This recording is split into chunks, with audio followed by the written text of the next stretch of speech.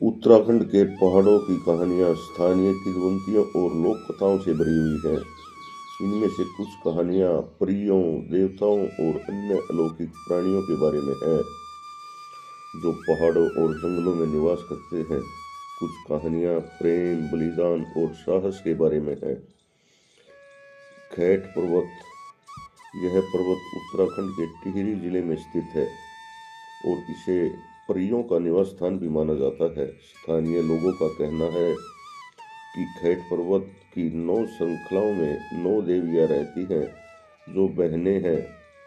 उन्हें आचरी या बराड़ी कहा जाता है। एक प्रसिद्ध कहानी जीतू नाम के एक व्यक्ति के बारे में है जिसकी बांसुरी की धुन से परियां आकर्षित होकर उसके सामने आती थी और उसे अपने साथ ले जाती थी। नंदा देवी की कहानी। नंदा देवी उत्तराखंड की सबसे ऊंची चोटी है और इसे देवी नंदा का निवास भी माना जाता है। नंदा देवी की कथा आध्यात्मिक और अलौकिक दोनों पहलुओं से भरी हुई है। उत्तराखंड के 2 मंडलों गढ़वाल और कुमायूं में विभाजित है और प्रत्येक क्षेत्र की अपनी कहानियां हैं और लोक कथाएं हैं। कुछ कहानियां शापित पहाड़ों और उन पर रहने वाले लोगों के बारे में है। उत्तराखंड के पहाड़ों की कहानियां न केवल मनोरंजक हैं बल्कि ये स्थानीय संस्कृति और विश्वासों को भी दर्शाती हैं। तो दोस्तों, आज मैं आपको उत्तराखंड के पहाड़ों की कहानियाँ बताऊंगा। आशा है आपको मेरा ये वीडियो पसंद आएगा। पसंद आए तो कृपया मेरे चैनल को सब्सक्राइब करें, वीडियो को लाइक और शेयर करें। उत्तराखंड देवभूमि है।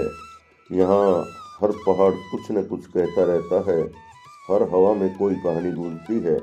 लेकिन इन ऊंचाइयों के बीच एक ऐसी रहस्यमयी जगह है जहाँ इंसान कम ही गया है और जो गया है वह कभी भी लौटा नहीं। यह कहानी टोंस घाटी की है। उत्तरकाशी के ऊपरी इलाकों में एक रहस्यमयी चोटी है, काला पर्वत। यहाँ के स्थानीय लोग कहते हैं कि उस पर्वत पर काली देवी का निवास है जो हर 12 साल में किसी को अपना संदेश देती है। गांव का एक लड़का, उसका नाम तो मैं नहीं जानता, लेकिन जो पढ़ाई के लिए देहरादून से लौटा था, उसे इस काले पर्वत के बारे में हमेशा से जिज्ञासा रहती थी। लेकिन दादी जी कहती हैं उस चोटी पर इंसान नहीं, देवता रहते हैं। एक दिन वह लड़का ठान लेता है कि वह वहां पे जाएगा। गांव वालों ने उसे बहुत रोका लेकिन वह नहीं माना। उसने अपने कैमरे और कुछ सामान के साथ अपनी यात्रा शुरू कर दी।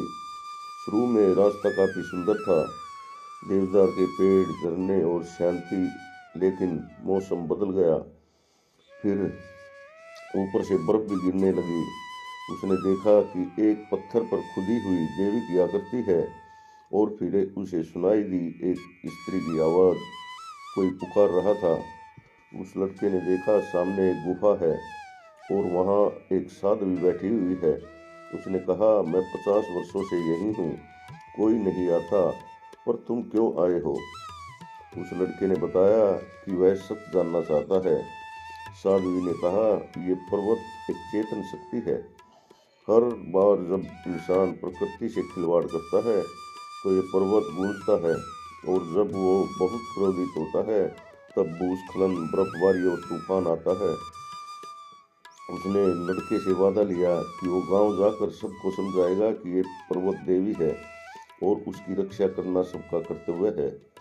जब वह लड़का लौटा तो उसके गांव में तूफान आ चुका था। पूरा गांव खतरे में था, लेकिन उसने देवी के नाम पर सबको सुरक्षित स्थान पर पहुंचाया। और फिर जब सुबह हुई, तूफान थम चुका था और वह गुफा फिर कभी नहीं दिखी। आज भी काले पर्वत को कोई नहीं छूता। वहाँ कोई नहीं मंदिर नहीं है, लेकिन गांव के लोग हर साल वहाँ दूर से दीप जलाते हैं और कहते हैं देवता मूर्ति में नहीं प्रकृति में रहते हैं। और उत्तराखंड की इन वादियों में हर चोटी, हर नदी खुद एक कहानी है। अगर आप भी उत्तराखंड की ऐसी ही रहस्यमयी कहानियाँ जानने चाहते हैं तो आपको एक कहानी और सुनाता हूँ। कृपया थोड़ा सा धीरे। उत्तराखंड के एक छोटे से गांव मलारी में बर्फीली चोटियों के बीच यह गांव बसा हुआ है। वहाँ पर एक बहादुर लड़का था। बचपन से ही वह पहाड़ों से बेहद लगाव रखता था। उसकी दादी अक्सर उसे बताया करती थी कि हिमालय की इन ऊंचाइयों पर एक हिमदेवी का वास है, जो सच्चे मन से बुलाने पर वह प्रकट होती है और अपने भक्तों को आशीर्वाद देती है।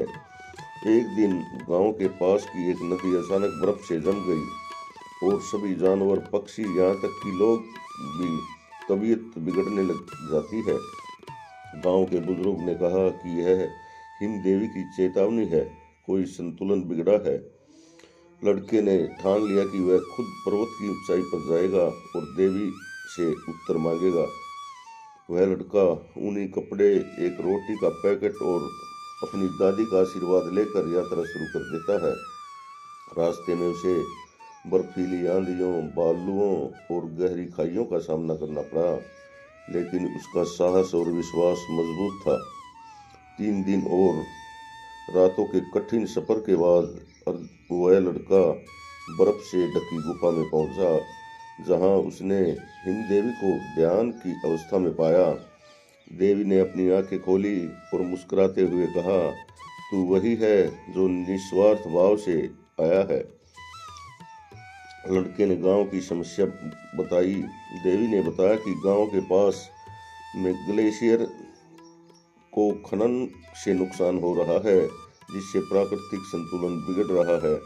अगर तुम सब मिलकर प्रकृति की रक्षा करोगे तो सब कुछ ठीक हो जाएगा। वह लड़का गांव लौटा और उसने सबको देवी का संदेश बताया। गांव वालों ने मिलकर खनन रोकने का अभियान चलाया, पेड़ लगाए और नदी की सफाई की। कुछ ही महीनों में गांव में फिर से हरियाली लौट आई, पक्षी चहचहाने लगे और हिम देवी की कृपा बनी रही।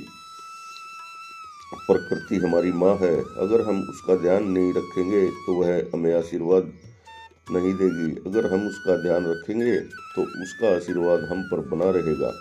उत्तराखंड के चमोली जिले में एक गांव में हर साल नंदा देवी राज यात्रा होती है। लोग नंदा देवी को सम्मान पूर्वक उसके मायके से ससुराल में छोड़ने जाते हैं, लेकिन बहुत कम लोग जानते हैं कि इस यात्रा में एक ऐसी आत्मा भी साथ में चलती है, नंदा देवी की। साल 1962 में इस यात्रा में एक लड़की शामिल हुई। उसका नाम नंदा था। वह गांव की सबसे सुंदर और नरमदिल लड़की थी, जो पहली बार नंदा देवी की डोली के साथ पैदल ही उसके साथ निकली थी। कहते हैं, जब यात्रा आखिरी पड़ाव हेमकुंड पर पहुंची, मौसम अचानक बदल गया। तेज बर्फबारी, काले बादल और एक विचित्र सी आवाज सुनाई दी, जैसे कोई किसी को बुला रहा हो। डोली थम गई और नंदा अचानक गायब हो गई। सबने समझा कि वो कहीं गिर गई होगी, लेकिन उसका शरीर कभी नहीं मिला। बस उसकी चूड़ियाँ मिली एक चट्टान पर और पास में देवी के का निशान था। इसके बाद हर बार जब यात्रा उस जगह से गुजरती है, लोग कहते हैं डोली अपने आप भारी हो जाती है, हवा में फूलों की खुशबू आने लगती है और किसी स्त्री के रोने की आवाज़ सुनाई देती है। कुछ पुजारियों ने दावा किया कि उन्होंने एक सफ़ेद साड़ी में नंदा को देखा, जो डोली के पीछे पीछे चलती है और जैसे ही होमकुंड आता है वह हवा में मिल जाती है। 2021 में एक युवा यात्री उस यात्रा में आया। जब वो होमकुंड पहुंचा तो उसने एक औरत को देखा, शांत लेकिन उदास। वो कह रही थी, मैं देवी की बहन हूँ, मेरी डोली तो आई पर मैं कभी वापस नहीं आई। लड़के ने डर के बजाय श्रद्धा से पूछा, क्या तुम चाहती हो? और उसने कहा, केवल इतना कि लोग मुझे भूले नहीं, वे याद रखें। अगली सुबह उस लड़के ने को कुछ नहीं मिला, और उसकी जब जेब में एक सफ़ेद चूड़ी थी जो उसने कभी उठाई ही नहीं थी। वह चुप रहा। जब वह गांव लौटा तो उसने नंदा की याद में एक छोटा सा मंदिर बनवाया, पहाड़ की आत्मा के नाम। और आज भी नंदा देवी यात्रा होती है। उस चूड़ी को डोली में रखा जाता है ताकि एक खोई आत्मा फिर से देवी के साथ अपने घर लौट सके। यह सिर्फ एक कथा नहीं है, यह उत्तराखंड की आत्मा है। अगर आपने कभी पहाड़ों में एक सिहरन सी महसूस की हो तो शायद वह किसी भटकी हुई आत्मा की पुकार हो रही होगी। ऐसी और भी कहानियाँ हैं, इसलिए आप हमारे चैनल से जुड़े रहिए और उत्तराखंड की माउंटेन स्टोरी मुझसे सुनते रहिए। आशा है आपको मेरा ये चैनल पसंद आया होगा, वीडियो पसंद आया होगा, तो कृपया मेरे चैनल को सब्सक्राइब करो, वीडियो को शेयर करो, लाइक करो और एक प्यारा सा कमेंट करो।